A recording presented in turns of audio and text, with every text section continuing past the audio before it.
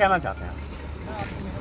केंद्र सरकार ने पेट्रोलियम पदार्थों के डीजल पेट्रोल के रेट इतने बढ़ा दिए हैं, विशेषतः डीजल के रेट इतने बढ़ा दिए हैं कि किसान के लिए आज खेती करना बड़ा मुश्किल काम हो गया है।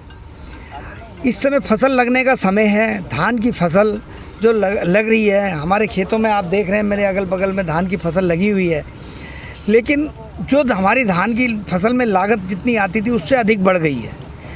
अब इसके भाव, जबकि फसल के भाव नहीं बढ़ाए हैं इन्होंने, डीजल के भाव बढ़ा दिए, लागत बढ़ा दी है।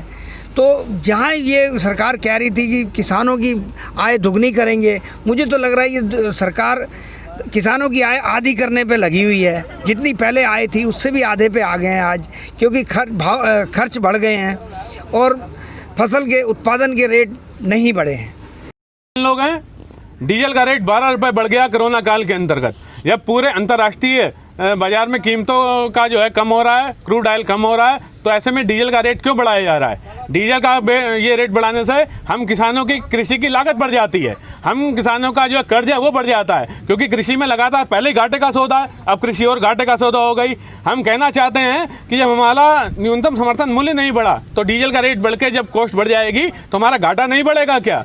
अरे मैं तो इस जो है सरकार को, केंद्र सरकार को कहना चाहता हूँ कि वह किसानों के हित में कार्य करते हुए डीजल का रेट कम करे। अगर वो डीजल का रेट नहीं कम करेगी तो पूरे देश का किसान बहुत ज़्यादा तकलीफ में आएगा, और यदि किसान तकलीफ में आएगा, किसान में आक्रोश पैदा होगा, और यदि एक किसान के अंदर आक्रोश पैदा हो गया तो बड़ी से बड़ी सत्ता उखड़ गई।